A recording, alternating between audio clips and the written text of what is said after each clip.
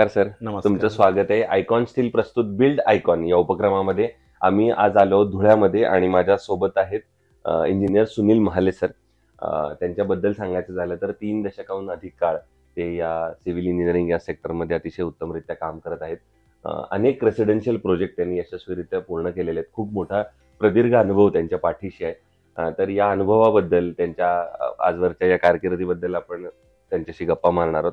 Sir, build icon हा उपक्रमच असा आहे की त्यामध्ये तुमच्यासारखे नामांकित प्रथितयश इंजिनियर्सशी आम्ही बोलतोय आणि त्या चर्चेतून ज्या सकारात्मक गोष्टी निघतील त्या येणाऱ्या तरुण इंजिनियरसाठी मार्गदर्शक ठरतील अशा प्रकारचा हा उपक्रम आहे. त्यामुळं सगळ्यात आधी मला गप्पांना सुरुवात इथनंच करायची, ते म्हणजे तुमचं शैक्षणिक पार्श्वभूमी कशी होती, म्हणजे शाळा कुठली होती, कॉलेज कुठलं होतं, आणि सगळ्यात महत्त्वाचं म्हणजे 25-30 वर्षांपूर्वी जेव्हा तुम्ही सिव्हिल इंजिनिअरिंग या क्षेत्रामध्ये येण्याचा निर्णय घेतलात तर त्यामागची प्रेरणा कोणाची होती की ज्यांच्यामुळे तुम्हाला वाटलं की आपणही या क्षेत्रात उतरावं आणि सिव्हिल इंजिनिअरिंग मध्ये आपले पाय रोवावेत? काय सांगाल? सर, माझं शिक्षण धुळ्यातच झालेलं आहे सर्व. माध्यमिक शिक्षण JR सिटी हायस्कूल धुळे इथे, आणि नंतर डिप्लोमा झालाय नगावला गंगामाई इंजिनिअरिंग. बरोबर. पण ह्याची आवड कशी लागली किंवा सिव्हिल इंजिनिअरिंग? कारण खरं तर कसं आहे, म्हणजे मला नेहमी असं वाटतं की सिव्हिल इंजिनिअरिंग हे फील्ड अदरवाईज अवघड आहे बाकी कुठल्या फील्डपेक्षा, इंजिनिअरिंगपेक्षा. कारण इथं फील्डवर उतरून काम करायचं असतं, खडी वाळू वीट सिमेंट लेबर, असा खडतर कोणी प्रवास निवडत नाही. तर तुम्ही कसा काय मग निवडलात असं? आम्ही निवडला म्हणजे वडिलांची इच्छा होती इंजिनियर व्हावा मुलाने. बरं. त्याच्या हिशोबाने मग तुम्हाला असं वाटलं की पूर्ण तुम्ही पण त्यामुळे इंजिनियर झालात एका अर्थानं. पण मग ते इंजिनिअरिंग झाल्यानंतर कुठं प्रॅक्टिस किंवा सर्व्हिस काही केलीत?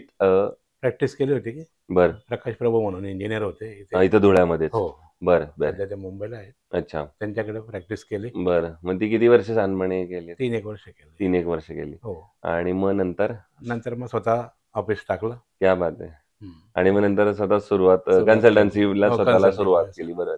पण मग त्या पहिल्या प्रोजेक्टची आठवण मला विचारायची, कारण काय असतं, तुम्ही इंजिनियर पासआउट झालेला असता, 3 वर्ष तुम्ही जरी प्रॅक्टिस केली तरी स्वतःवर अशी काही जबाबदारी पडलेली नसते प्रोजेक्टची. बरोबर. आणि पहिल्यांदाच तुम्ही तो आठवते का तुम्हाला पहिला प्रोजेक्ट जो इंडिपेंडंट घेतला? मग त्याच्या एखादी आठवण आम्हाला सांगा ना. मित्र होते प्रोफेसर M.V. जोशी म्हणून. बरं. त्यांचं घर बांधायचं आमच्या जवळ, एकदम जवळचे मित्र. अच्छा. त्यांनी टाकला विश्वास. वा. हो, ते मित्रच होते.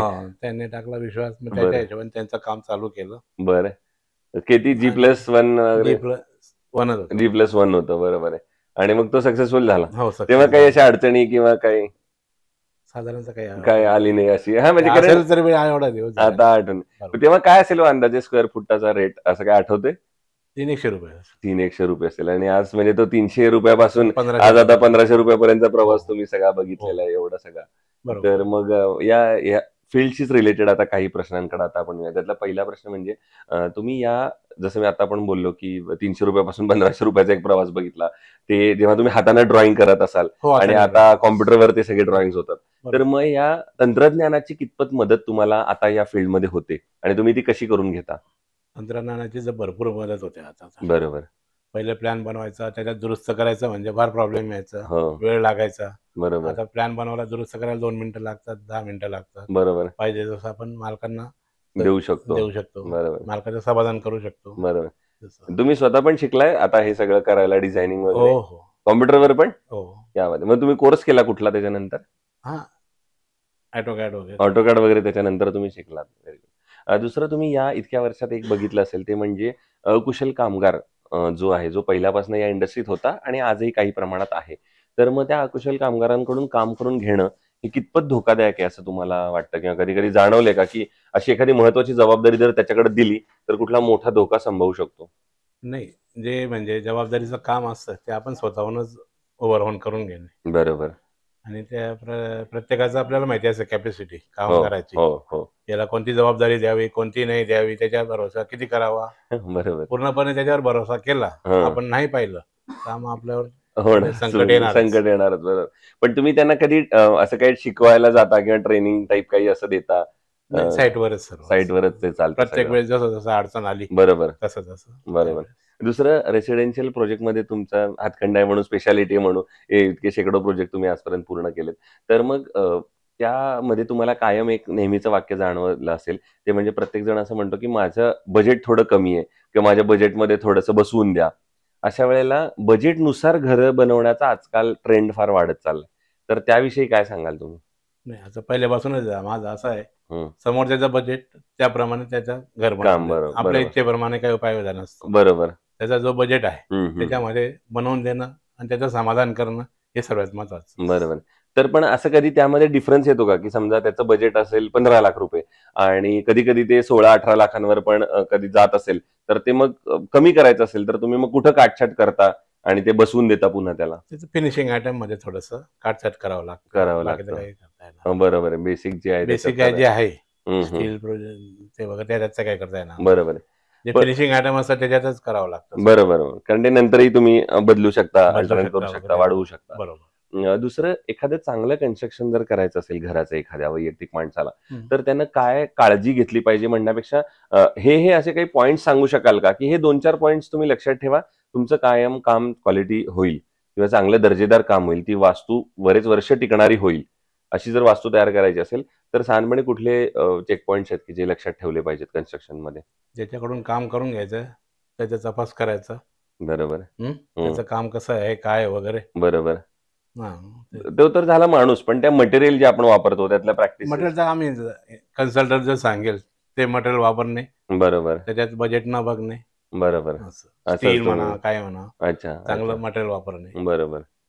दुसरं, या कन्स्ट्रक्शन इंडस्ट्रीचा वाटा देशाच्या विकासामध्ये फार मोठा आहे आणि आपण असं म्हणतो की कायम हे ब्रिजेस असतील, मोठी धरणं असतील, डॅम असेल, हे सगळं सिव्हिल इंजिनियर करत असतो आणि त्यामुळे देश उभारणीला मदत होत असते. तर येणाऱ्या भविष्यामध्ये तुम्ही सिव्हिल इंजिनिअरिंग या फील्डचं भवितव्य किंवा भविष्य काय बघता?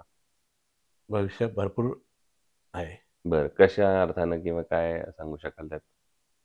तशा अर्थाने म्हणजे आता कारण प्रोजेक्ट येणारच आहेत, सिव्हिलचे सर्व प्रोजेक्ट आहेत, येणारच आहेत. त्याला बरोबर म्हणजे अनलिमिटेड आहे सर्व सिव्हिल मध्ये. नवीन नवीन येत राहतं, नवीन करावं लागतं. बरोबर. रस्ते आहेत, ब्रिजेस आहेत, रेल्वेज आहेत, सर्व. बरोबर. त्यामुळे न संपणारी गोष्ट सिव्हिल म्हणजे न संपणारी गोष्ट. होय होय. दुसरं, आता तुम्ही म्हणाला तसं धुळे शहरातले म्हणजे धुळ्यामधले आहात तुम्ही, असं म्हणायला हरकत नाही, इतके वर्ष तुम्ही राहताय, काम करताय. तर या धुळे शहराच्या विकासाबद्दलचं एक विजन असं तुम्हाला काय वाटतं, की या गोष्टी असायला पाहिजेत या शहरामध्ये, जर या शहराचा एक सर्वांगीण विकास करायचा असेल, पायाभूत सुविधांचा विकास करायचा असेल तर? असं सर्वात महत्वाचं म्हणजे इंडस्ट्री वाढली पाहिजे. बरं. इंडस्ट्री वाढली की मग त्याच्याबरोबर सर्व वाढतं आणि विकास होणार म्हणजे होणार. ओके. सो चांगल्या इंडस्ट्रीज आल्या पाहिजेत असं तुम्हाला वाटतं? बरोबर. त्या इंडस्ट्रीसाठी जे जे लागतं सरकारकडून सोयी सुविधा त्यांनी दिल्या हा, पाहिजे, तर त्याचा यायला पाहिजे. बरोबर. तर त्या सोयी सुविधा कुठल्या आहेत असं शासनाकडनं तुमची अपेक्षा? सर्वात महत्वाचं म्हणजे पाणी, इलेक्ट्रिसिटी, रस्ते. अच्छा.